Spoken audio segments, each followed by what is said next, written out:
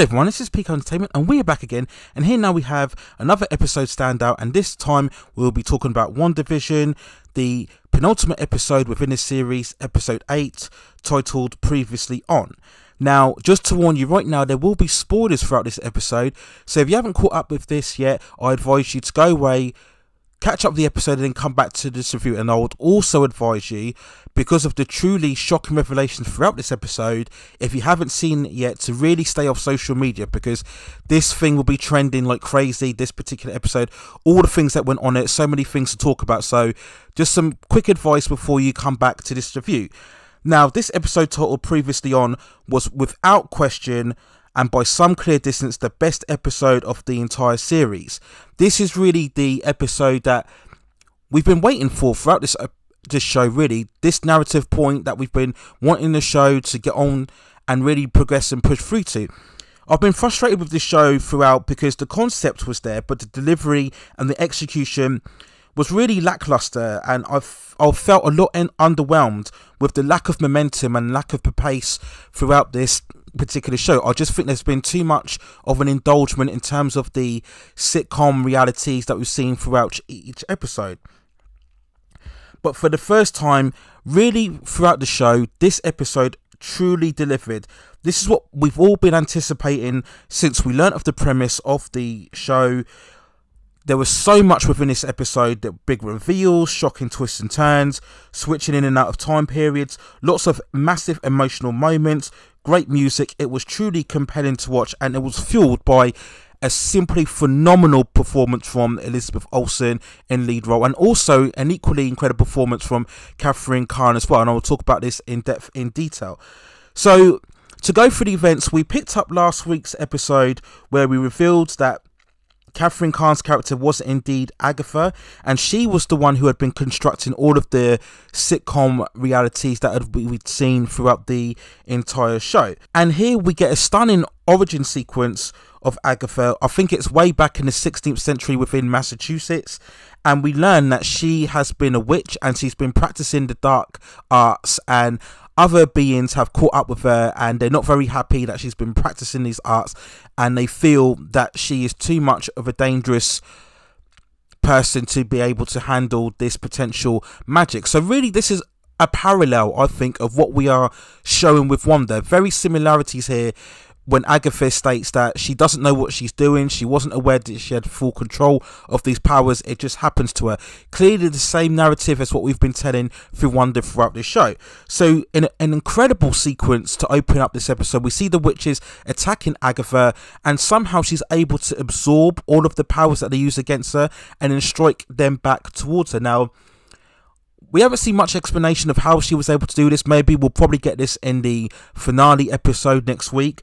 But yeah, this was a great episode, and already you could see that, you know, this was the real intention of the show, to give us really much more of that pace and momentum that I think has been lacking from the show so far. So we go back to the previous scene where we left off from the previous episode, and we learned that Agatha has been manipulating Wanda into discovering her powers and control of the Hex. This basically is the energy zone that we've seen Wanda extending throughout the show.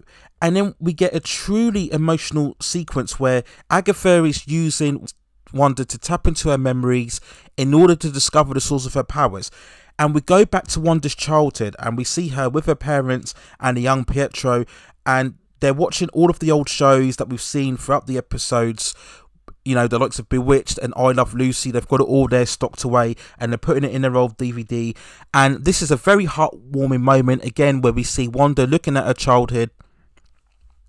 Great emotional beats as we see the two children watching the previous shows. Great music intertwining in between the scene. Very heartfelt moment, and then all of a sudden, bang! And it was such a sudden shock of a scene where we see the house all of a sudden come under attack with one of the missiles from Stark Industries. Now, of course, if you all have watched Age of Ultron, this ties back to the whole purpose and the motivation of Pietro and Wanda, why they wanted to go against Tony Stark to begin with, and how they teamed up with Ultron as well, because they felt, of course, that Tony Stark was responsible for the death of their parents. So this was the advantage of being able to link in between the cinematic movies and a television series, and it was truly a shocking moment, just really come out of nowhere. It was quite disorientating and quite disturbing at times as we see them trapped under the rubble, and we see Wanda looking at the TV, which was still operating under the missile. The red light was flashing. You thought the missile was going to go off. Whether it did or not, it was suggested that it wasn't, and maybe we saw the source or the creation of Wanda's hex powers, but we never truly saw that event play out. But it was just a masterful scene, just great direction, just great acting, music all the way through. It was really fantastic to watch. So Agatha again continues to use Wanda to tap into her memories, and this time we go forward to when she was incorporated by the Strucker or the Hydra base. We of course know, again time back to Age of Ultron, that both her and Pietro had been used in order to tap into their powers by Strucker. Remember, if you look at the end credit scene of Captain America Winter Soldier, and also the beginning parts of Age of Ultron as well, when the Avengers go in to infiltrate Strucker's base in order to attain one of the Infinity Stones. So we see the scene where Wanda approaches the staff and it comes towards her. Now, I don't think this was the Tesseract. I think this was the Mind Stone, wasn't it? It's very confusing because they look the same. But anyway, we see the blue glow coming towards her. And this is an incredible scene where we see her having visions, looking into the stone. And then all of a sudden, the stone turns from blue to yellow, indicating that it is the Mind Gem that what we saw was implanted into Vision. And then we saw a great silhouette of the Scarlet Witch's original costume, and that looked great as well. So at first I thought, was this a case of Wanda creating the Mind Gem? Was she the reason how the Mind Gem was created in the first place? But maybe it's her looking to the future, right? Because she saw the future of the gem turning yellow. And again, we tie back to Age of Ultron, because this is how Vision was created, right? Because they used this gem to create Jarvis, and this was the whole system that they were integrating to create Ultron. And then later on, through the use of Thor, if you remember that scene when Thor crashes in when they're carrying the cybernetic body, and he taps into the Mind Stone, and then this is what creates Vision. So again, it's intertwined with Age of Ultron. It's actually making Age of Ultron even more of an essential piece, and I'm pretty sure loads of people will be going back to watch Age of Ultron very shortly. So going back to this scene, I think that's what it was. I think it was a case of Wanda looking into the future. I don't think it was her creating the Mind Gem.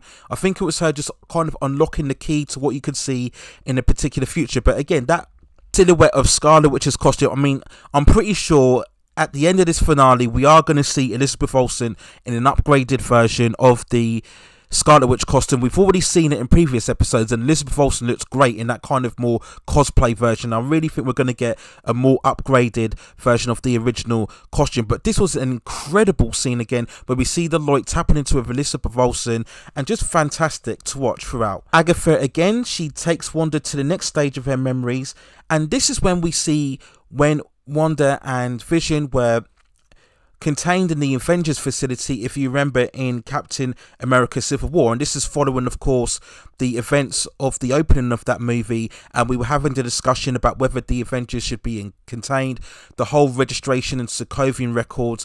So once again, we're using the movies to fill in the background throughout the story. It's fantastic, and I think it highlights again how, for the most part, how well constructed the MCU has been built upon throughout these 10 years or so. So we get another fantastic scene between Vision and Wanda, and I'm guessing this was one of the first scenes where they got to really know and reconnect with one another, and it's just great. Both Paul Bettany and Elizabeth Olsen were incredible. Again, the music was fantastic, and the discussions between the two, how they learn what is reality and what isn't, and what's the true meaning, it's just I thought it was brilliant. And again, it really kind of pulled at the heartstrings. It was just fantastic to watch.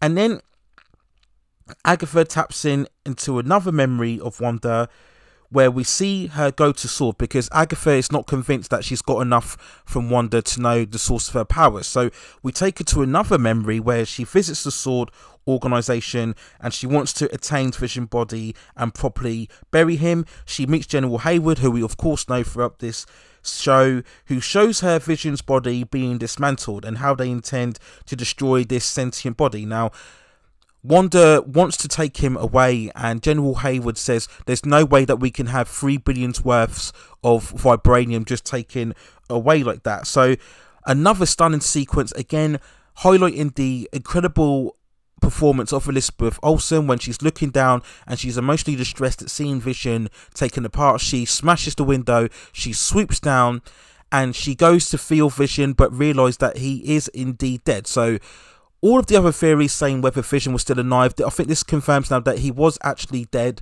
from what happened within Infinity War.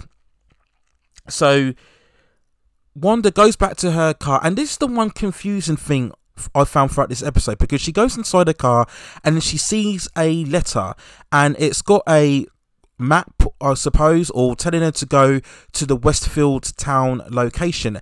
And again, this is tying back to what we've seen previously on the show, where Wanda goes to the small town. This is of course where she creates the Hex Zone, and we see, as she's driving through the town, we see all of the previous characters who have been interpreted in other versions within the sitcom reality. So that was great as well, as she's driving around. And then she comes to this location and she opens up the note, and it says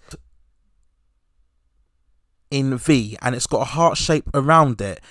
Now I'm guessing the V is Vision. So did somebody tell her to do this? Was this Agatha trying to tell her to do this? Was this somebody else telling her to do this? Obviously we will find out within the season finale next week, but that was the one confusing thing. Like, the fact that somebody has put it in Wanda's car means that, again, somebody out there is controlling all of these events. You know, were they controlling the way that Vision was taken apart? You know, how did they know Wanda was going to go to the sword facility? So obviously there's another source out there, and it can't be Agatha, because Agatha is trying to discover what happened through Wanda's memory. So this is the clearest indication that there is an outside force or another individual out there who is clearly manipulating events going on. So in what was yet again another amazing scene where Elizabeth Olsen, she looks at the note, and then she comes to this scene, and then we get this huge outpour of emotion. She kneels to the ground, she screams, and then this is where we see the full extent of her powers, and we see the creation of the Hex Zone.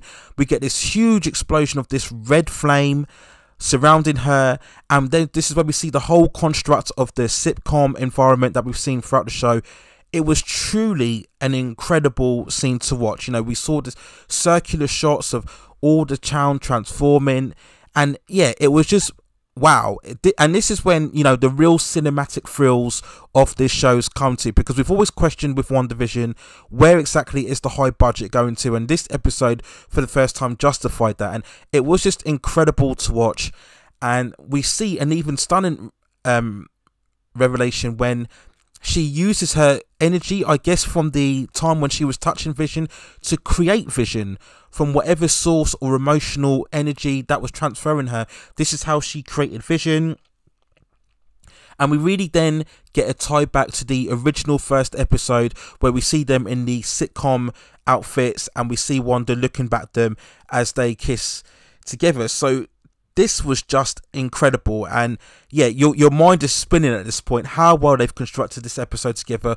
All of the special effects, all of the cinematography, all of the music, Elizabeth Olsen's acting, it was all just working so well in tandem and synergy together. It was just fantastic to watch. And then we get that final scene where Agatha is capturing the two sons, and Wanda confronts her, and she talks about how, yes, all of this and her two sons and Vision, all of these are constructs, and you are clearly meddling with powers that you don't understand.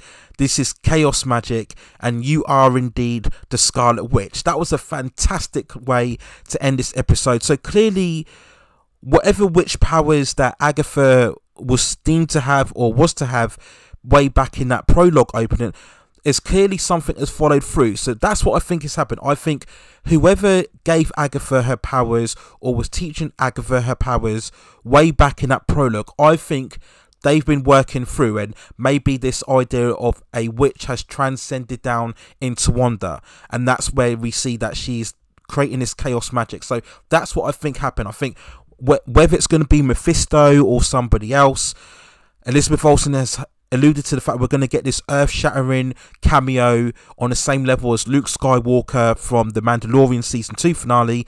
I'm I'm still skeptical because it's going to have to be a truly massive cameo. Like, it really could only be Magneto from the X-Men or Professor Xavier from the X-Men. Again, I won't go too much into the House of M storyline that they're adapting. I'll probably talk about that in a separate video, but that's the only earth-shattering cameo that I can think can be on the same level. But yeah, just fantastic to watch, and it's just amazing. And she's holding the two suns, so are they real? Are they not real? I thought they were constructs of Wanda's imagination. We will wait and see. So just an incredible episode. And then of course we had the mid-credit scene, which I'm sure everybody stood around for, where we see that General Hayward and the fact that they've been constructing Vision. So the fact that they were dismantling Vision was a lie, basically, because he says they've been constantly taking it apart and trying to rebuild it again multiple times. So this is the whole point of the Endgame, and we see the one of the crew who was helping out Monica Rambeau. So this has all been one big operation, hasn't it, by S.W.O.R.D. to basically reconstruct Vision and get him to use them as a weapon. That's been really the whole end game of this, and they've been using Wanda as a way to tap into her, and they got the energy source, if you remember, from that drone that they sent in through earlier on within this show, and that tapped into the source energy, and that's what's triggered Vision and constructed his body, and then we see Vision coming alive at the end. So this is good intentions, because it shows at least now that they're planning to use Vision longer within the MCU. We assume so, unless he's going to die again within the finale episode, but I don't think they would do that at this point. But we will wait and see. But it was just an incredible episode. Everything was outstanding, from the effects to the storytelling to the direction of scenes, how scenes were really kind of transitioning one into another as we were delving more into Wanda's memories.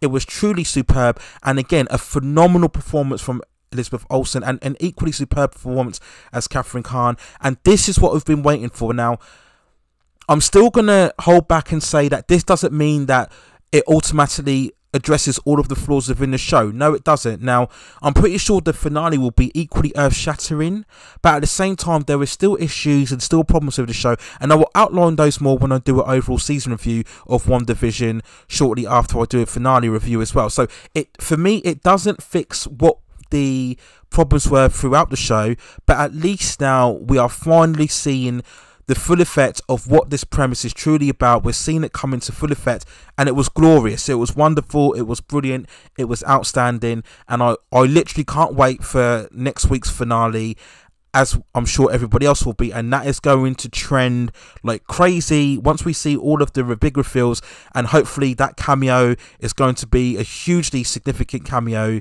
whether it hints towards the X-Men being integrated, of course, again linking back to the House of M storyline, which I'm pretty sure we'll get some more mention of, or we'll wait and see in the future. But there'll be so much theorizing going on, so I will stop this review right here. Just overall, a fantastic job on an amazing episode, a standout episode of WandaVision. The first one, really, in my opinion, overall, but I will discuss that more in my season review. So let me know your thoughts and feelings on this amazing episode of WandaVision. Do you think it was the best episode? Surely you think it was the best episode of the series so far, or do you think there are other episodes such as good, which I don't think there is? What are your predictions and theories going on for this season finale? Will we get massive reveals? Will it be Mephisto? Will it be Magneto? Will it be Professor X? Will it be Doctor Strange? It's surely got to be someone big, and the next episode has got to be just as good as this one, even better, because they will seriously drop the ball if those reveals don't deliver what we've really been set up for throughout this episode. So let me know what you think in the comments below about a truly standout episode for WandaVision. That's it for now. Take care of yourselves, stay at safe distances, and I will see you very, very soon.